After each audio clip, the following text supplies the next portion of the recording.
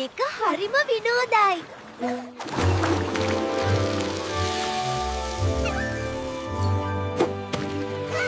පරිස්සමෙන් බිනු. ඔයා පුංචි. මගේ වතුර පාරට ඔයාව විසිවෙයි.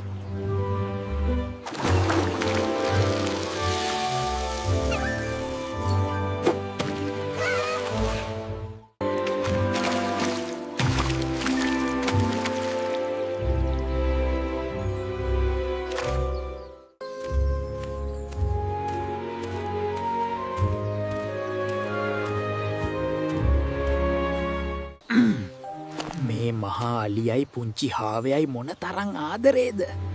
මම කොහොම හරි මේක කඩන්න ඕනේ.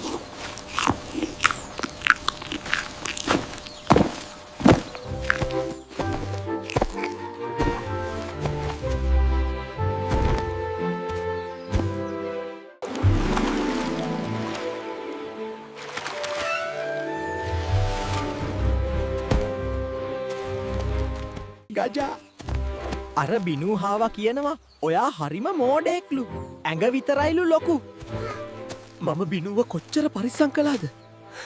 ඔයා ඔහෙම කිව්වනම් මම ආයේ ඔයා එක්ක කතා කරන්නේ නැහැ. අනේ බිනූ, ඔයා දන්නවද? ගජා හැමෝටම කියනවා ඔයා හරිම දුර්වලයෙක්, කිසිම වැඩකට නැති සතෙක් කියලා. මොකක්? මගේ හොඳම යාළුවා එහෙම කිව්වද?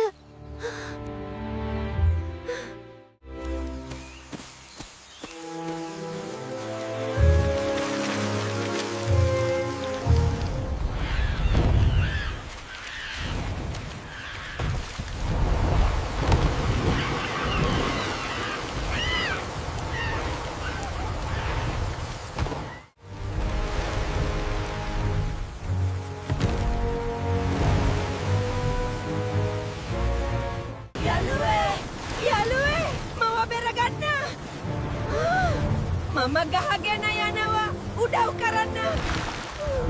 මට නම් ඔය වතුරට බහින්න බැහැ. මම යනවා යන්න.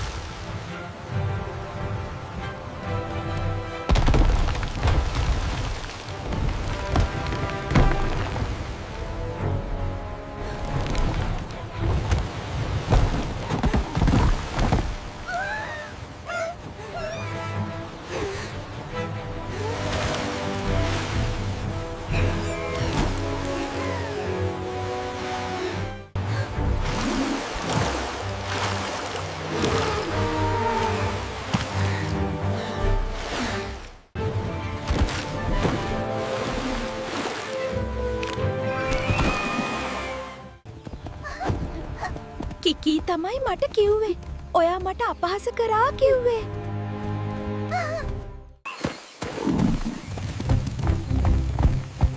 කිකී මටත් බොරු කිව්වා. කවුරු බොරු කිව්වත් ඇත්ත යාළුකම් කවදාවත් නැති වෙන්නේ නෑ. ඉස්සර කාලේ පිටිසර ගම්මානයක ගමරාල කෙනෙක් හිටියා. මේ ගමරාල අලුත් හේනක් හදන්න කියලා වනාන්තරය ඇතුළට ගමන් කළා. ඉතින් මේ ගමරාල හේනක් ගතන්න සුදුසු තැනක් හොයන්න පටන් ගත්තා.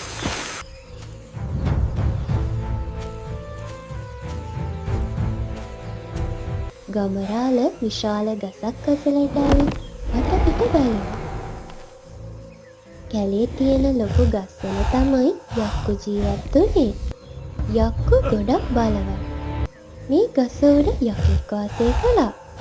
යකා හොඳටම කලබල වුණා.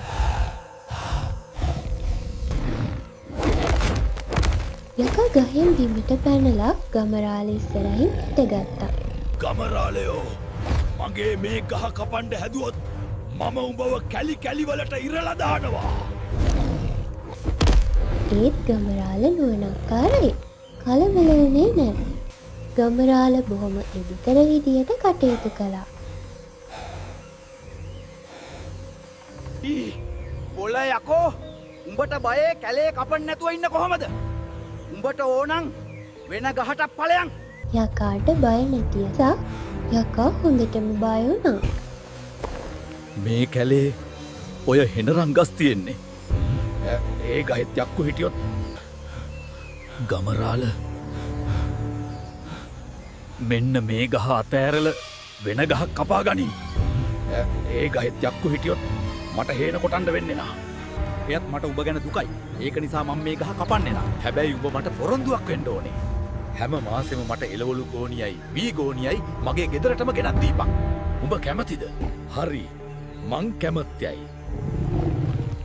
යකා මේ යෝජනාවට කැමති වුණා.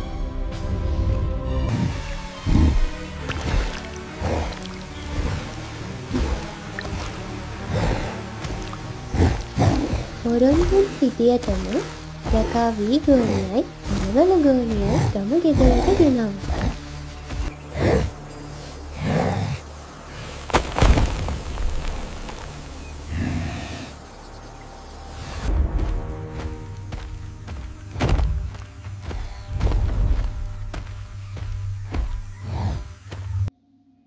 මේ අතරේ කැලේ ඉන්න අනිත් යක්කුන්ටත් මේ ආරංචිය පැතිරිලා ගියා. ඒ අය නායකයාට මේ බව දැන්නුවා. යක් නායකයාටත් ලැජ්ජයි. යක්කු මිනිසුන්ට බයයිද? මොන ලැජ්ජාවක්ද? මං ගිහිල්ලා ගමරාලට පාඩමක් උගන්නන්කෝ.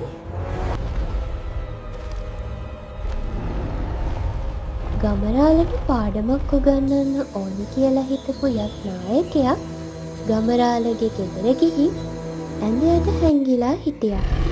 ගමරාල හොඳටම බඩගිනි වෙලා ගෙදර ආවා. මට යක්කෙක් කන්ට බඩගිනි.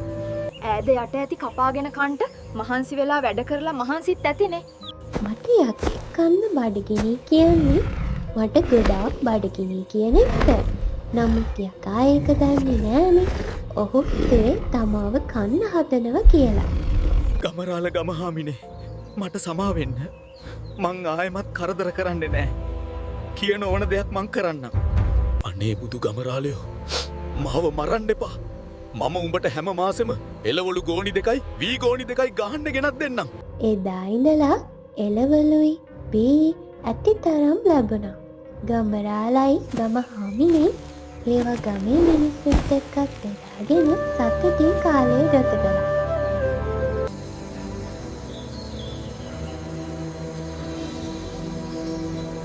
එකමත් එක රටක හරිම ලස්සන කැලෑවක් තිබුණා. මේ කැලේ පුංචි වටුකුරුල්ල රංචුවක් බොහොම සතුටෙන් ජීවත් වුණා.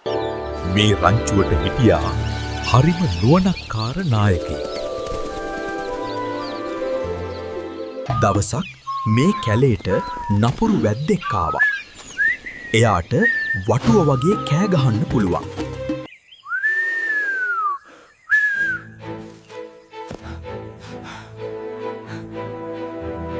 බය වෙන්න එපා ළමයිනි.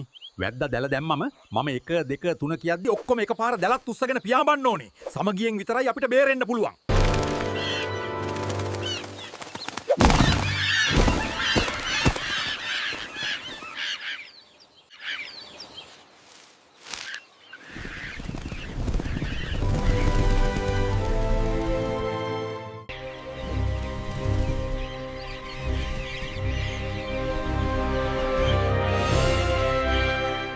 අපොයි මගේ දැල මේ කුරුල්ල මාව අන්දලා ගියානේ.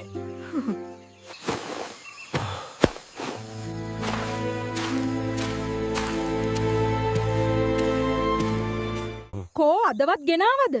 හැමදාම හිස් අතින්. ගෙදර කන්න දෙයක් නෑනේ. ඉවසන්න හාමිනේ. උන් දැන් හරි සමගී. හැබැයි කවදා හරි උන් දබර වෙනවා. එදාට මම ඔක්කොම අල්ල ගන්නවා. බලාගෙන යනවකෝ මගේ ඔළුවට පයින් ගැහුවා. මම හිතලා ගැහුවේ නෑ. අනික තමුන් මොකද මගේ පාරේ හිටියේ?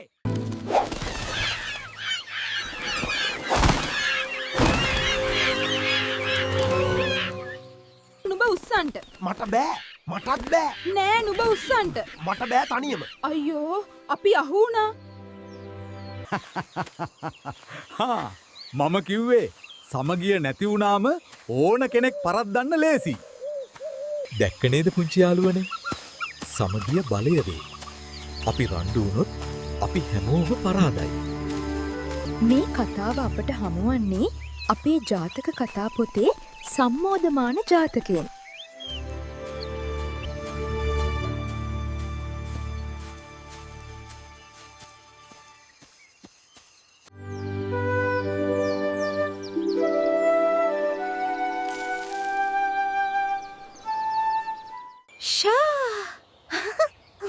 මරු ඩෝනට් එකක්. මට බඩගිනි. ඒක මගේ. Oh no.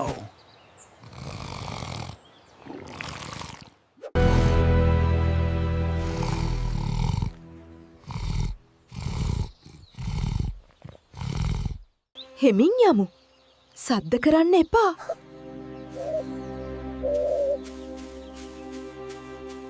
අයියෝ.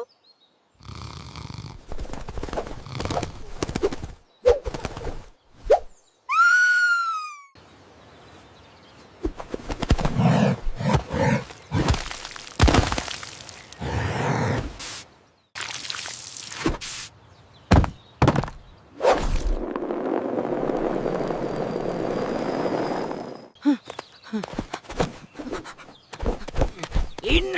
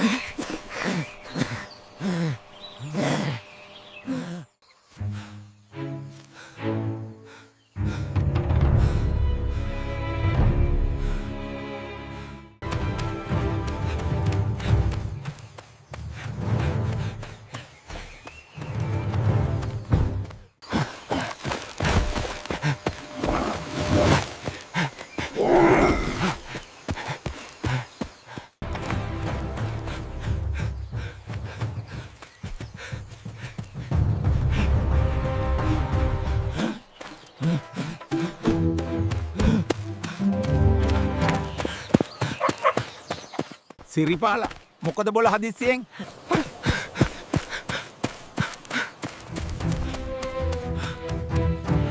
මේ පොඩි හදිස්සියක්. මම මේ දුවන්නේ අපේ වෙද මහත්තයා ගාවට. වෙද මහත්තයා ගාවට? කාටද අසනීප? පොඩි එකාට මොකද්ද ලෙඩේ? හරියටම කියන්න බෑ උන්නේ. ඒක නෙමේ වෙද මහත්තයවම හම්බ වෙන්න යන්නේ. බොල සිරිපාල පොඩි එකා කිව්වට මේ කොල්ලට වලිගයක් තියෙන්නේ කොහොමද? ඒක තමයි ගුණපාල උන්නහේ ලෙඩේ කියන්නේ. මේ වලිග වැටෙන්න බෙහෙතක් ගන්න තමයි මේ දුවන්නේ. පුදුම ලෙඩක්නේ බොලේ එක.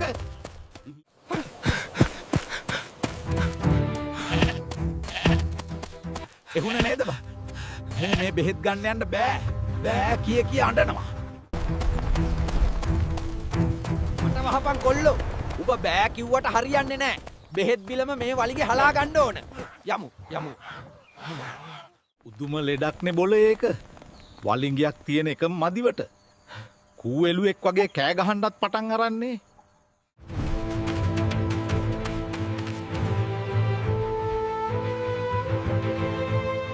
ලස්සනයි නම් තව ඒවා බලන්න මතක් කරලා සබස්ක්‍රයිබ් කරලා බෙල් අයිකොන් එක ඔබන්න.